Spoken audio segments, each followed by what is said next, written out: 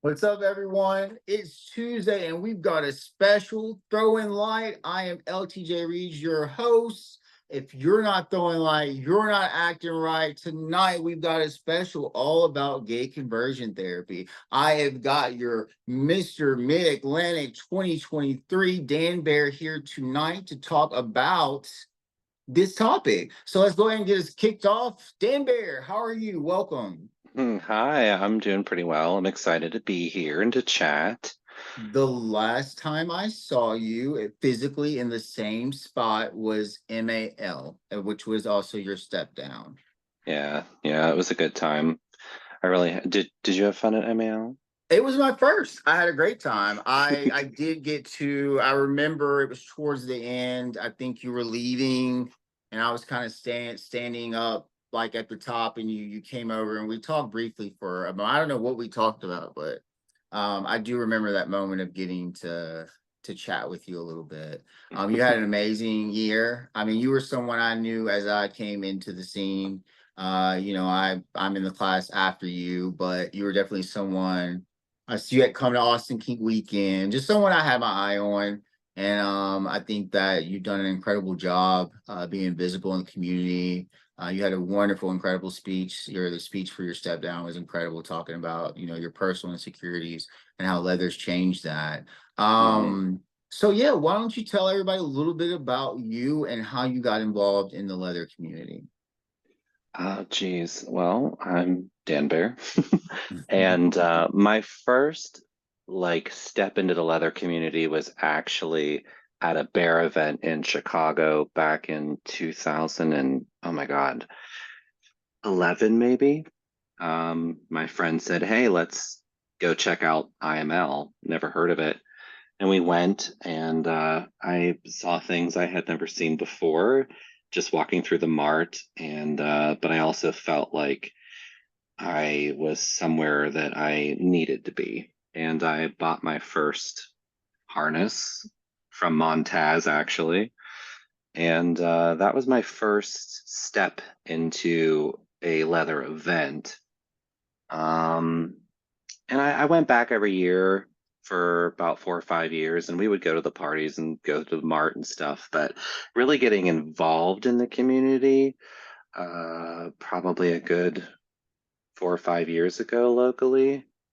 Um, Being visible here in Pittsburgh, wearing leather, talking to leather folk, that sort of a thing. We don't have, I mean, we do have centralized groups here in leather, but it is a little broken up, so it does make it a little difficult to find a club and find certain things. But it's getting better and it's definitely blossoming a lot more. So I that's was just talking with a friend. We were talking about queer as folk. Which I know was based in Pittsburgh. So I just was thinking about that. But just think about we were just talking about how culture used to be and all that type of stuff, which kind of leads into what we're going to be getting into. Wait, How would you do you remember the Club Pegasus on Queer as Folk? Yes, Okay, yes. that was a real place. Yeah. And Okay. it was fantastic. It was the best club in the whole city. It made nightlife look amazing. I mean, I mean, like, the only thing as a kid, I didn't have anything to compare that to, but I guess growing up and then being in Louisiana and going to New Orleans, maybe. But dude, that was like, I was just joking about how I had to drive to another city to rent it because I didn't want anybody to see me renting Queer as Folk when I was a high school student, when I was 17. Mhm. So, what is transformative? Pittsburgh. So, what is it like being in the Pittsburgh community? Um, well, what's it like being in the Pittsburgh community? That's a good question. Um, I get involved with leather, I get involved with the bears, I get involved with the pups. I'm always willing to DJ. I run the monthly leather fetish nights at Brewers. I hire a variety of people for the cast, which is important to me. We've had drag kings, drag queens, trans men, trans women, all different backgrounds. Um, Older, younger, bigger, smaller. I mean, we're trying to give everybody a space to show up and show out and, you know, have a space to perform. And I love it. I just absolutely love it. So I DJ it and I hire the performers, and that keeps me very busy. Um, I've got a yeah. question for you. So what's it been, because we're a lot of us, obviously in my class, we're moving into our post-stage. Would you say you had a busier schedule when you were a title holder versus after being a title holder, or do you feel like you're still pretty active? Oh my gosh. That's a good question. I feel like it's the same amount of busyness, but things have shifted to other focuses. Last year it was a lot of events. It was a lot of, getting the sash out there and meeting people and connecting with people. And this year, it's a more, I judged a few contests last year, but it's been more judging this year, and, the leather fetish nights and people reaching out and asking for help. And, you know, um, I taught a class at Claw in April, which was incredible, and I'll be the judge's assistant at BBM. So I'm starting to dip my toe into more of the background kind of stuff, which I'm really excited about as well. That makes sense. So in terms, and would you ever thought when you were a young gay kid that you would grow up to be a leather man and be so active and proud of who you are? Let's talk a little bit about your childhood. I would Ah, say that you were probably in the closet. So let's get into yes, our topic. You're here because we're going to talk about gay conversion therapy. And please incorrect me. I mean, correct me if I'm wrong. But Ralph Bruno does Born Perfect, which is a reaction to that, right?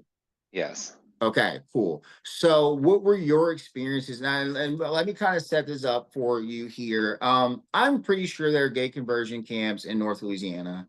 I've seen horrendous things. We all see the evil that religion is used for. I've been to hell houses that are worse than haunted houses. Like, you would go in a hell house at a church and you can see some of the most horrific things, and then they try to come out and save you at the end. Y'all, the bizarreness of religion and the way people act, like doing these violent, horrific things. I'll bring up a movie I saw recently later, but Danbear, what led to the moment that you had to go to gay conversion camp? So where do we start? I grew up in a born again Christian home, and for the earliest years of my life, everything was Christian. Entertainment, friends, uh, and it wasn't until I got into grade school that I really met many other people outside my religion.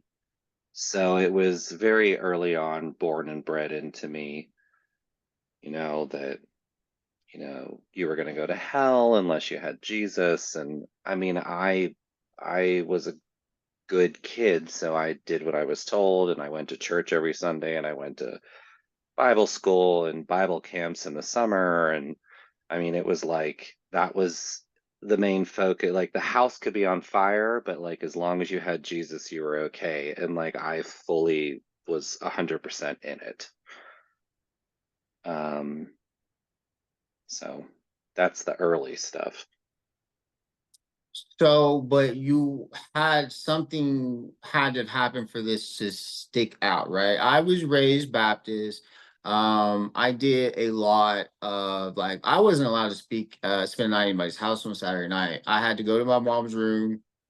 I had to know the Sunday school lesson, and I wasn't staying at anybody's house with Sunday night. So my mom was my Sunday school teacher. So I get that. I remember once talking about wanting to be a cheerleader, and it generally honestly was because I was interested in being with the girls. Like I was struggling with bisexuality, but like being bisexual wasn't a thing. Like I generally wanted to use that as a way to like lift girls up and look at their poo nannies. I really wanted to do that. And that was a genuine, but no one would have believed me, or I don't know. I just had a very, so But my mom freaked out. She's like, "What do people say about you?" You know, that type of reaction. So you're sticking out by, and even what kind of mind frame, her first thing was that people are going to think you're gay. When did you start sticking out as gay? Pretty early. One of my most vivid memories, I think I might have been 6 or 7. I was at the neighbor's house and their pool, and both of the husband and wife, who were the parents of my sister's friend, used to harp on me all the time. Stop talking like that. Quit standing like that. Why are you, your wrists, your hip, all this stuff. So I was aware of my femininity at a very early age. And it was kind of like this weird in between because, like my parents would buy me a Barbie, but then they would like, want me to do baseball. And so it was like, So they bought you a Barbie. yeah, I had an Ariel doll permanently attached to my left hand for a while. So they bought you a Barbie doll and then they would send you to conversion camp? Oh, I didn't, well, this we're talking early years for the setup for conversion therapy. Okay. Conversion therapy was later in life. Okay. So the first time I actually went twice. The first time I went, I was 18, and the second time I went, I was 19. Okay, you went twice. Yes, This is voluntary. this was voluntary, which What I don't know how much you can say. I mean, I don't want to get you kidnapped. Um, so what I'm trying to wrap my head around, okay, so you went where you were 18 and you voluntarily went. What I guess I'm having a hard time getting to. I want to know what caused that decision. What was the right. final straw? So the setup to that as well is, and my therapist, who I have been seeing for a while now, calls it splitting. So the first time I met my therapist, I told her about the conversion therapy, I told her about the religion, and she said, "Okay, I'm going to say a word that's going to trigger you." She goes, "But you didn't belong to a church, you belonged to a cult." When I described the level of belief and the indoctrination and the type of people that were there and what we believed and all that, it was way outside the vicinity of just going to a classic church. Um, you know, you, you have like Christians that swear and smoke and drink and like, go to church on Sunday and do whatever. And then you have people that literally believe every single word in the Bible. So that was the level at which I was at. So started to figure out that I was gay around 14. Um, and it was like something that was like way, way, way, way in the back of my mind that would kind of pop out, but I didn't like really know it. Um, it's a really weird, I'm getting nervous, thing to like talk about because it's not really like, I guess, sort of like a normal experience. Don't be nervous. Tell your experience because someone needs to hear it. Right. So it was very obvious to me that, well, now in life, when I talk to adults who were adults back then that I still know, they would say, "I knew you were gay the moment I met you." And I'm like, "Oh my gosh, like that's so like obvious now, but like back then was confusing." Um, So, anyways, my therapist called it splitting. So I would go out to the gay club and I would have a wild time. I would, take my clothes off, dance, get drunk, kiss boys. And then I would wake up and I would go to church and I would sing on the worship team. And then I would go to youth group. So it was like two completely separate lives going on at once. And they were always fighting each other for like the taking over the present. um, I had a lot of people in my church in my ear all the time. I would feel really upset on a Sunday because I wasn't like having a whatever life, and I would go up to the front and I would kneel down, and somebody would come up and they'd put their hand on my back, and I would get chills, and they would whisper in my ear, there's something you're just not giving up all the way. And I always thought it was the gay thing. And so then I would give it up and try for like really hard for like a couple weeks to like not be gay. And so um I also was like not sexual at this time, and I talked about that in my speech at MAL. I had been lured into a man's apartment when I was 15, who happened to be a priest at a church that I did a musical at, and he had molested me. And so that kind of put a huge damper on everything as well. So somebody who's right at that age when they're figuring out who they are, and then that happens, it just shoves everything down because you're not organically developing, which is what my therapist tells me now, which has been helping a lot. But yeah. So everybody in my church apparently knew that I was gay before I did. And they would kind of prey on that, Prey and Pray. And then I was approached by a couple who ran the conversion therapy ministry called Living Waters. And it was positioned to me as sort of like a curate ministry therapy. And they happened to hit me on the right day at the right time where I was feeling like I needed to fix myself. So I went, and if I could rewind time, I would have done things differently. But yeah, my friends used to joke and call it gay rehab, and they'd say, "Dan will be back in 2 months." So,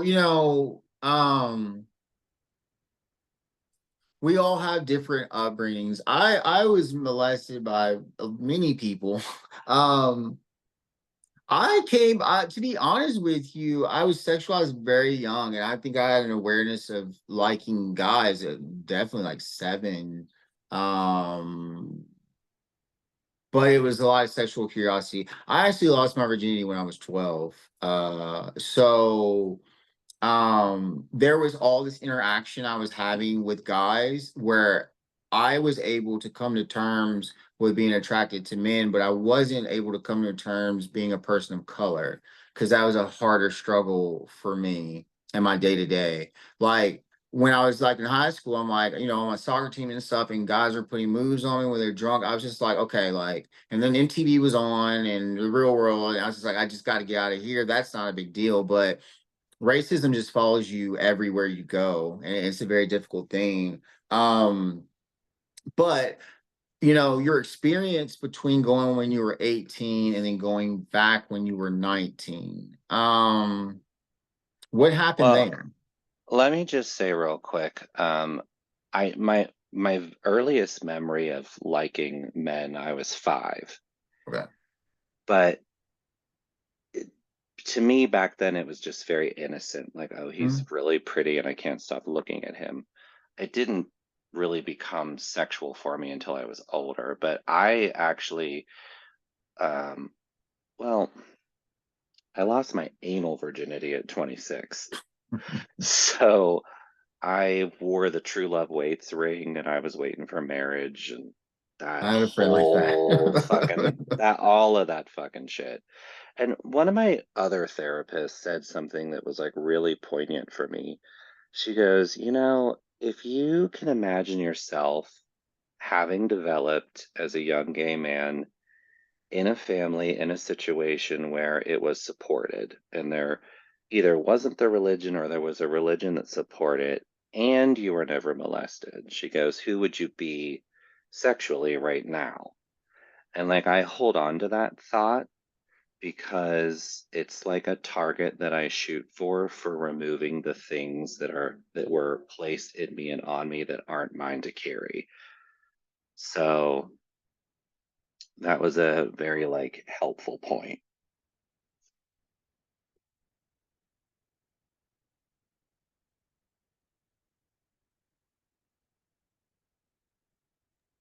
A lot of people, I don't think, fully understand the conversion part of gay conversion. What type of activities does a person go through when they go into gay conversion camp?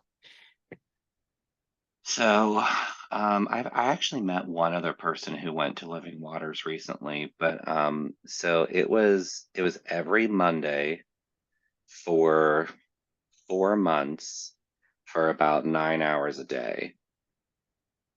And it kind of was run like a church service. So you would show up and there would be music, and then there would be a lesson, and the lesson would be on different types. So this version of conversion ministry and therapy considered homosexuality a addiction. So it was presented as a sexual addiction class. So it was for converting people that had sexual addictions. So that's the way they categorized homosexuality. And on day one, you had to stand up and say your name and say what your affliction was, which was very like dehumanizing. Um, and then there were workbooks that you would work on. They tried to say that, I was gay because my mom wore the pants in the family, or my dad was absent, or whatever. There was all these excuses in their little book as to why someone turns out to be gay. And then after that, you would split up into small groups according to your affliction, and you would have a moderator, and you would be in there for as long as it took for whatever they wanted to say and whatever you wanted to say. Um, so yeah, I stuck with it the first time around, finished it all the way through. The second time when I went back the next year, I think that I went back not so much because I needed fixed again, but I kind of felt like sort of a community there. And I know that sounds crazy, but it was the first crossroads for me where Christianity and gay met. Even though it was a bad thing, it was like my two worlds had collided. And so it was like I wanted to return to that space for some fucked up reason that I can't even explain. But the second time that I went back, I only went maybe 2 or 3 weeks and then I quit and I never went back. I had the feeling, I thought for some reason that you had to like check in, like, and stay there and you couldn't leave or anything like that. No, there are tons of different versions of conversion therapy. This is a very, very heavily religious based, but it's like they try to market it as it's like a kind thing. You know what I mean? And so No. you easily sort of like, oh, this is going to help me.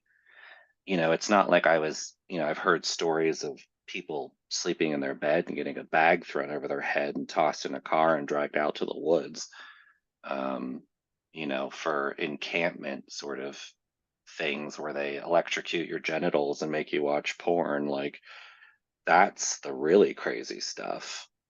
Mine was, And I'm gonna say that it probably happens. There is a movie for y'all watching. I mean, it's not a fantastic movie. It has Kevin Bacon in it though. I believe it's called They Them, but it's about a gay conversion camp. They actually physically stay there, and some of them, some of the trans people are struck. They're not very kind towards trans. They yeah, make them have to choose a gender at conversion therapy. But like if you're a boy, like if you're born a boy, they're gonna put you with the boys, even if you're a trans woman. So yeah, there has to be different levels, just as like I said, there's different levels of hell houses. If you guys have never, please go Google a hell house. They exist, they're real. I was thinking that you were probably, and this might be them, there are probably more traumatic versions of gay conversion therapy that are very hell based, I would assume, and probably not kind. I don't know, maybe. Well, I mean, trauma to anybody is trauma, and I mean, no, I wasn't being physically abused there, but I was being mentally and spiritually abused there. Um, there's a Would you call really, it mental? Would you call that mental slavery? yes, because they're trying to lock away who you really are and explain it away and give you some sort of something to believe so that you just like aren't that way anymore instead of celebrating who you are. There's a really, really good movie called Boy Erased with Nicole Okay. Kidman. Um, and my husband and I watched it, and I was literally having like a panic attack watching it because it was like exactly my life. It was like PTSD, Christian home, went to conversion ministry, got molested by a priest. Like it was just, it was a lot. It seems in terms of having this conversation with you, it seems that it's still something that you are still potentially going to therapy for. No, I still go to therapy and it comes up every once in a while. Um, but I mean, therapy is a journey. I don't feel like it ever ends. I feel like some of those old things come back around every once in a while, and you're like, oh, wait, it's that again. What could you tell people that are going through something similar than you that might be faced with gay conversion therapy or be thinking about it? Like what message do you have for them? Mm. I mean, I know it sounds cliche, but the message I would have is to love yourself. If you're questioning if you need to go somewhere and have somebody else tell you what you should be or shouldn't be, I would say to focus on who you are and love that person so deeply that those people disappear because that's what I've done. And I had to remove myself from all those groups and all those people. I mean, I can't even look at a picture of them because I just get so angry that I wasted so much of my life and time and energy in that realm. So, I totally understand. No, no, I totally understand. Before we get towards the end, I have a question for you. Um, for someone that is going to wake up tomorrow and they are deciding, they're trying to decide whether they're going to go or not. And they're feeling insecure about who they are and they just want to feel secure in who they are. What is something that they can do right in the real world? What's in their power to validate their individual identity? Like, what is something they could immediately take a step towards doing to start working on a sense of self? ooh, my initial answer was going to be to reach out to a friend who knows you the best because my friends at the time that got me through that period were probably the most important relationships at that time. Um, but if you don't have any of them available, um, I I meditate a lot. I connect with my inner self a lot, sit quietly, and really just get to know my or your emotions and feelings and center around who you are. Are you a Pisces? I am a water sign, but I'm a Scorpio. I'm a Scorpio too. Yay. Something deep was happening. When was your birthday? October 23rd. Mine's October. You're right at the beginning. I'm October 25th. I know, day one. Damn, you're at the very beginning. You lead the pack. October Scorpios are different than November Scorpios, though. People don't understand. Okay, so Dan Bear, we are at my favorite part of this little interview. It's where I get to just say simply, Dan Bear, is there anything that's going on in our community or the world that we're not shedding enough light on? Oh God, where do I start? There's a lot, I'm sure. I mean, especially nowadays with the future looming over us. Um, I think one of my biggest things is to stop putting people in boxes. Mm, Let people be who they are, identify with who they are, what they are. If somebody says, I'm this and that, that's it. And just let people fucking live. And on that note, we also have to protect each other and support each other because, not to bring up whatever, but it's going to be a rough 4 years and we've got to be family and we've got to hold each other up. yeah, we do. And I think that we can go into this future with our head high, knowing that we can push forward. It can, we have to face the facts and stuff, but I think that our community has the power to come together if we truly desire to be successful. I want to leave that. Like I said, that's why I'm doing this, throwing light. I'm trying to do something different, trying to get us to focus on the positive things. And Get even out and talking about our experiences like that helps empower us. Yeah, and get out and vote for the midterms. Yeah, that's the one thing. As of now, we're going to have a midterm election unless they just do away with elections immediately. But that too, y'all, you can get a taste. Everyone's going to get a taste of what's coming, and then you'll get to decide if you want to keep it. Because I don't believe y'all are going to want to keep this, as of what the news is already showing.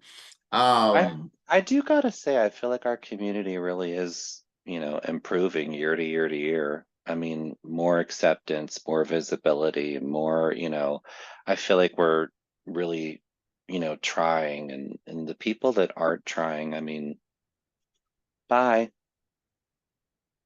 yeah, but you can tell who's, I mean, it's you stick out. You can either stick out for good reasons or stick out for bad reasons. But if you're not here to help the situation, people are going to take note of that. And I think right now, I think we're a lot more sensitive to who's helping and who's hurting right now. Because like little petty stuff just doesn't matter to me at this point. Like, I don't have time, for social media antics and things like that when we got to really be engaged in the real world. Even though I'm saying social media is great. That's the one thing I was just saying. I want us to all remember this. Social media is a powerful tool.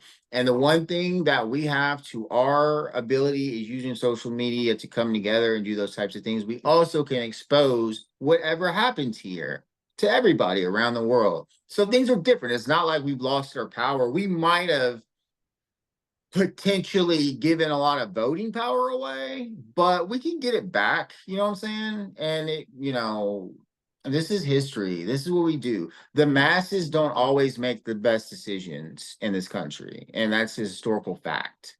The masses supported slavery at one time. And to go in and deny history like that, that's not right. It's inhumane. And then just start going after people. And like the thing is that they're wanting to start from day one to be a man, woman. That's it. And that's just not that is just not how we operate. There are more than two choices in every aspect of life. And to deny that there aren't other genders or other things that happen biologically, naturally, is bizarre and just ridiculous.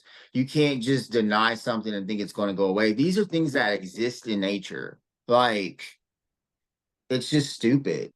And I So, can't anyways, I can't tell you how freeing breaking out of that religious of mindset course. was. Mhm. No, I get it. Seeing the grander picture and not being so locked up. But people don't want to be wrong and they're willing to hold on to something toxic just so they don't have because they're afraid to not have anything to rely Well, on. yeah, and I was terrified of going to hell. That too, but the things that are happening from the people that are coming to power, the things that send you to hell, it doesn't make any sense. It Hell doesn't on make any earth. sense.